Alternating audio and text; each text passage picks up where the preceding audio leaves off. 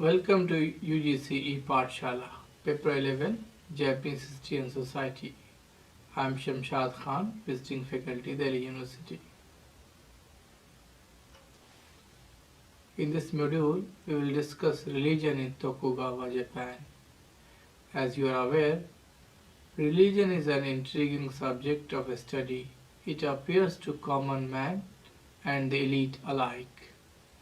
In the case of Japan, one instinctively notes the presence of Buddhism, Shintoism, Christianity, Confucianism, New Confucianism, and a variety of native popular religion that flourished over time.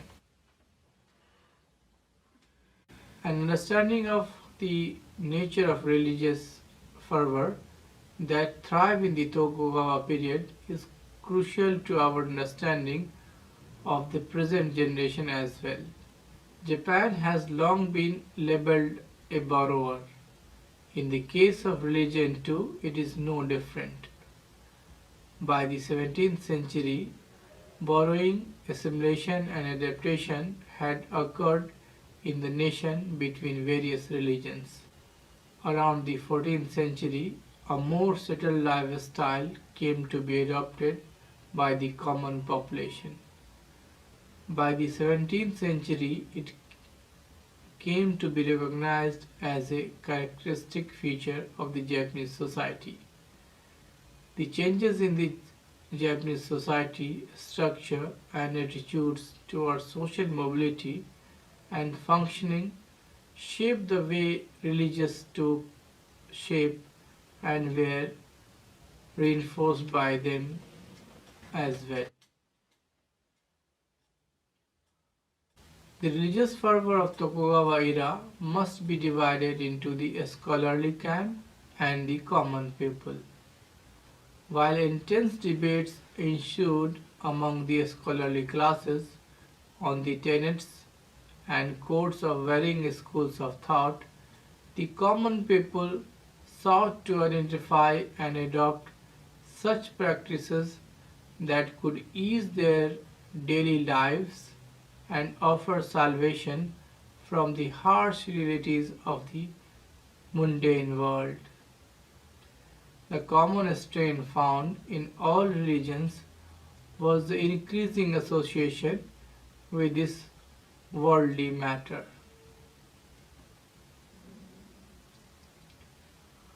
Even the metaphysical came to acquire a practical element that was to facilitate the daily lives of the masses. The distancing of the self from the other world did not imply a decline in the religiosity per se, as the spread of Shinto and Buddhism to the masses occurred during this period.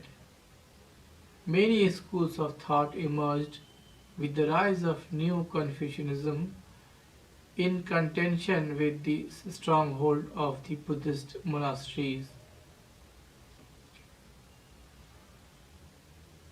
Now let's focus New Confucianism and Buddhism in Japan. The early 17th century Japan is characterized by a denial of the fundamental compatibility of Confucianism and Buddhism, which until then had been commonly accepted. Fujiwara Seika and various other Kyoto intellectuals contributed to the rise and spread of New Confucianism. Their central preoccupation being the Chinese culture, it was reflected in the heavily biased literature that predominantly included Chinese literature and classics. Neo-Confucians like Yamazaki Ansai formulated a new system of Shinto doctrine and equated the two key virtues, reverences and righteousness, to Shinto terms, prayer and honesty and forthrightedness. He is also credited with putting forth the idea of Japan as the Middle Kingdom. Another Neo-Confucianist scholar, Asami Keisai emphasized loyalty, firm and unwavering, as the basis of the relationship between lord and retainer. Similarly, Sato Naokata rejected the excessive absorption in Shinto. He broke off ties with his master Ansai and peer Keisai due to these arguments. Around the same time, the Mithu School, established by Zhu Sunshui under the patronage of Mitsukuni, gained ground through its cardinal doctrine of patriotism and loyalty to the throne. In all this, we note that indeed the spread of ideas is made possible through the writings and commentaries of great intellectuals and their disciples. Alongside these scholars, others presented fundamentalist and revisionist tendencies, seeking to revert to the original Confucianism that was untouched by the alien concepts of transcendentalism that seem to have crept in via the contact with Buddhist Shinto traditions. They simplified and reduced the teaching to its bare essentials while adapting to the culture and tenets of that time. Let's focus towards Christianity in Japan. The case of the spread of Christianity is important as a means of understanding how the hold of daimyo over the people in their domains could even influence such private decisions as the religion they followed. The initial support they received from the daimyos who converted and then forced their followers to accept the religion, plus the enthusiastic support of Nobunaga who sought to undermine the Buddhists, greatly facilitated the missionaries' task. He also associated them in building chapels in Kyoto and Azuchi. Hideyoshi too initially continued along this path, but suddenly took a U-turn in 1587, ordering the Christian missionaries to leave the country in 21 days, probably due to this concern about the Portuguese slave trade of young Japanese boys and girls and their custom of meat eating. However, he still did not rigorously enforce his decree and welcomed the Franciscans who came from the Philippines. The consequent rivalry between the Jesuits and Franciscans resulted in the elites being drawn in by former, while the poorer masses chose the latter. The 1956 Spanish shipwreck incident triggered the first execution of Christian missionaries in Japan. Ieyasu, interested in expanding trade and commerce, opened all ports and continued a policy of toleration. However, he was soon convinced of the potential political menace that it could be, and in 1614 issued an edict banning the religion. The subsequent persecution of the Christians that took place in the Tokugawa period is alarming. The people were required to become members of at least one major Buddhist sect. Also, the daimyo, suspected of hiding Christian sentiments, and to prove their loyalty by purging their domain of Christians. The Shimmer Rebellion of 1637 to 38, considered the climax of the anti-Christian campaign, was evidence of the outward renouncement of Christianity by the people who continued to be Christians at heart. This led to further severe restrictions on contact with the outside world, a process that had begun around 1616 when only Nagasaki and Hirado ports were entry points to foreign merchants. Now let's look at religion, polity, and economy and how it impacted the society as a whole. Political rationalization is closely linked to religion in Japanese history. While the progress of Buddhism, with increasing emphasis in ritual and magic, did not favor political nationalization, Confucianism continued to influence it. The development of Bushido, the ethics of the warrior class, too can be traced to the propagation of the Confucian teaching on the virtue of loyalty.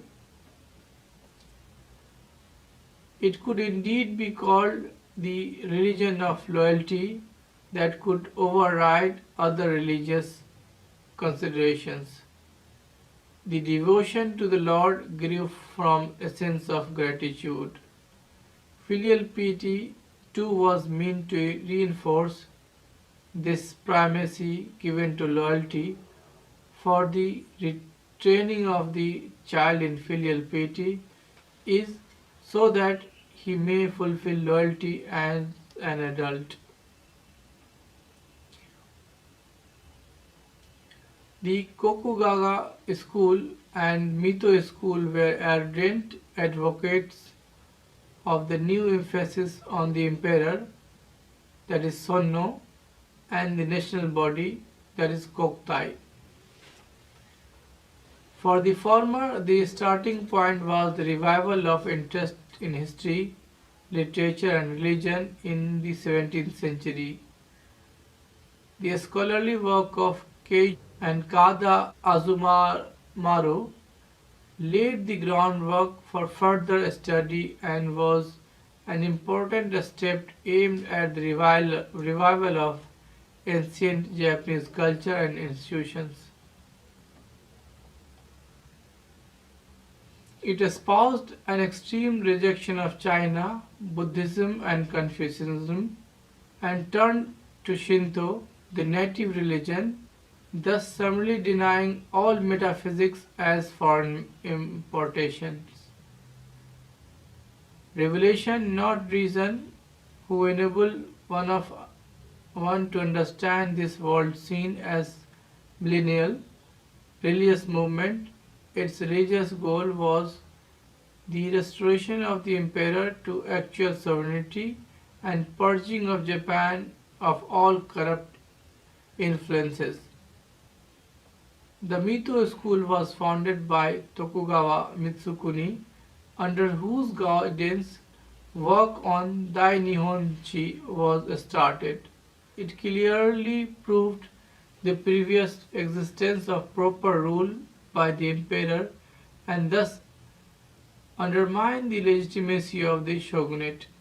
It, however, did not completely reject China, for even this loyalist and nationalist work was written in Chinese, unlike the Kokugawa who wrote in pure Japanese.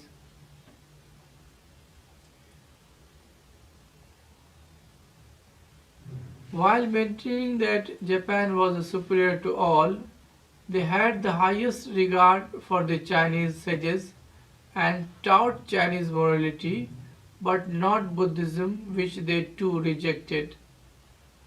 Tokugawa Niraki's statement, "Revere the way of the land of gods and use the teaching of China," is an apt description of the guiding principle of this school.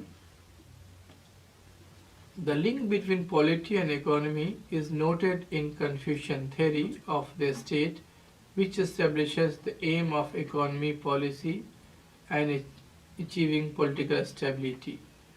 Nonetheless, moral exhortation remained an important part of government policy and reform. The use of Confucian concept by the Bakufu to justify their rule in terms of heaven-earth, ruler-subject relationship, the Chu his philosophy, which eventually became the official philosophy of the regime, spoke of knowing one's proper place in society. Proof that this was imbibed by even the common people can be seen in the peasant protest that demanded proper treatment by the overlords and not an overthrow of the established order. The economic ethic of the merchant class too came to be justified under the Jodo Shinshu and the Shingaku movement. The former put forward a doctrine of profiting both self and others, while the latter espoused the knowing of one's occupation and its diligent practice. Again, this is an example of focus on maintaining a status quo of respect and honor without necessarily questioning the very foundation of the established social structure. However, gradual attempts were continuously being made to improve one's station in life, more so when these below felt increasingly betrayed by masters who no longer looked to these needs as per tradition.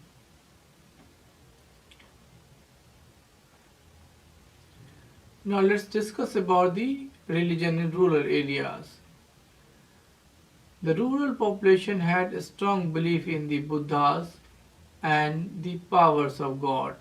Rituals, prayer, and ceremonies were held to enlist their aid, and festivals were meant as a display of the people's gratitude. Government authorities too shared these beliefs and thus allowed the festivities to go on. However, if the religious fervor crossed, it could be banned as it is increasingly became a threat to the calm and peace of the rural society. The authorities saw in these marginal expressions and potential to subvert political order. Despite the government officials and the peasant leaders' efforts to sporadically exhort the villagers to simplify the ceremonies of the festival, they tended to become more elaborate. In conclusion, we reflect that religion need not be defined by purely otherworldly notions that are exclusive of this worldly benefits that the followers seek. Be it in a scholarly debate or in the local adaptation and ingenuity, the consistent efforts at chasing the meaning of life and giving it a purpose while functioning within the constraints and restrictions imposed by authorities is evidence of the delicate balance of acceptance of their status in life and a humble but enthusiastic pursuit of newer avenues of knowledge and experience. The rise of new Confucianism and Buddhism in Japan was not simply a spillover effect from China. Just as in the country of origin, the philosophy underwent changes and displayed a rich intellectual variety. So did it unfold in Japan with its own indigenous flavor owing to a different milieu.